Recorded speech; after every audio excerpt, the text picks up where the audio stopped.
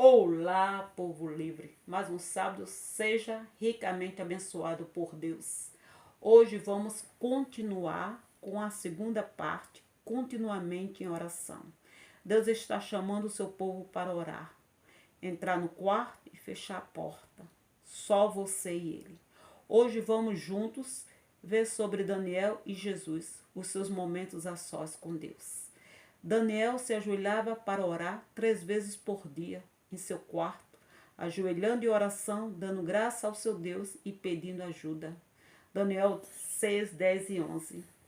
Em Mateus 6 e 6, o Senhor nos ensina como buscar quando orarmos. Vá para o seu quarto, feche a porta atrás de você e ore ao seu Pai que está em secreto. É exatamente o que Daniel fez. Os pedidos de Daniel foram ouvidos no céu e respondidos no primeiro dia, quando ele começou a jejuar diante de Deus e a orar pedindo. Daniel 10, 12. A vida de oração constante, o Senhor ama e recompensa a todos que têm uma vida de oração. Uma vida de oração atribui muitas bênçãos a você, como aconteceu com Daniel. Era ministro e, por ser mais inteligente e sábio, o rei pensava em tornar Daniel primeiro-ministro e, com isso, os outros ministros e governadores ficaram cheios de inveja e procuraram alguma coisa para acusar Daniel, um roubo ou desonestidade, mas não acharam nada. Daniel era fiel e honesto em seu trabalho. Assim, chegar à conclusão de que não encontraria acusação contra Daniel a menos que fosse algo relacionado com a lei do Deus dele. Mas Daniel, apesar de saber que o rei havia assinado a lei, foi para casa e, como de costume, se ajoelhou para orar no seu quarto. A vida de oração se torna um costume pelo qual nada impede você fazer, nem mesmo um decreto de um rei. Independente da circunstância, nada tira você deste costume de orar quando você tem. E outra coisa, o inimigo não encontra brecha para entrar. Ele sempre vai tentar algo contra você e, quando não conseguir, vai procurar algo que seja relacionado com seu Deus, como foi com Daniel. O inimigo não desistirá daqueles que têm uma vida de oração, como aconteceu com Daniel. Que a oração seja algo contínuo em sua vida. Jesus Cristo foi um exemplo de oração constante. Muitas vezes sozinho no monte, no lugar deserto, ele tinha experiência. E por isso nos ensinou a entrar em nosso quarto e fecharmos a porta para falar com Deus. Ou seja, desconectar totalmente desta terra e de tudo que nos rodeia. Esta é a finalidade de estar sós com o Pai, em secreto.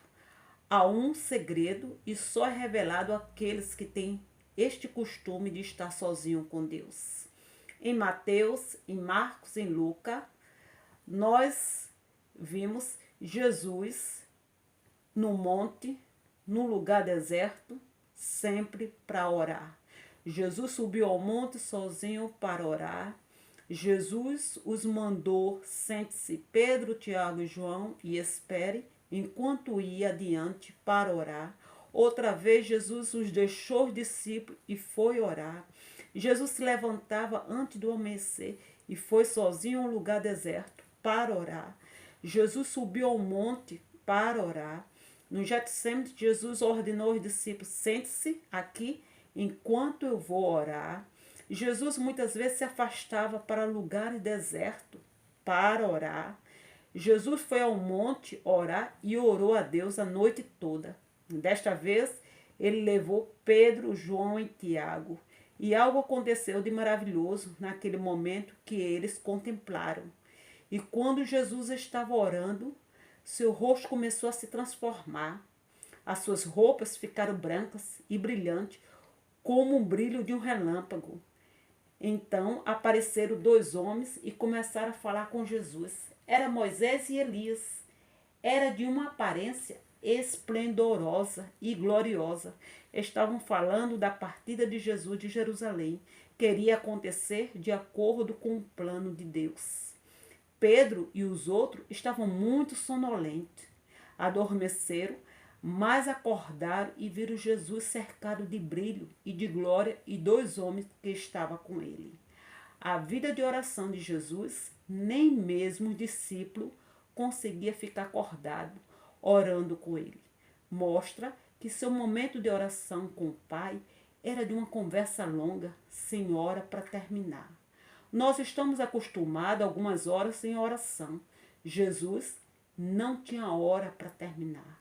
Por isso, ele tinha absoluta certeza que o Pai ouviria a qualquer momento que precisasse, pois o sabia que o agradava, pois estava sempre orando ao Pai. O seu tempo de oração constante com Deus reflete o quanto você tem dele em você. O nível de intimidade e comunhão é o que carrega na tua bagagem aqui na terra. A sua intimidade em oração é tão importante com o Pai que muitas vezes saberás discernir a vontade do Pai. Houve este momento com Jesus, a sua alma estava perturbada por tudo o que estava prestes a acontecer. Ele poderia ter orado dizendo, salva-me daquilo que está por vir, mas não fez. Ele sabia a razão pela qual veio e a vontade do Pai que fosse cumprir o seu plano de salvação para o homem. Então Jesus pede ao Pai, glorifique e honre o seu nome. João 12, 27 a 28. Então uma voz falou do céu dizendo, eu já o glorifiquei e o farei outra vez. A glória pode encher o seu quarto quando estiverem com Deus a sós em oração. Até o próximo sábado, povo livre, com a terceira parte, continuamente em oração.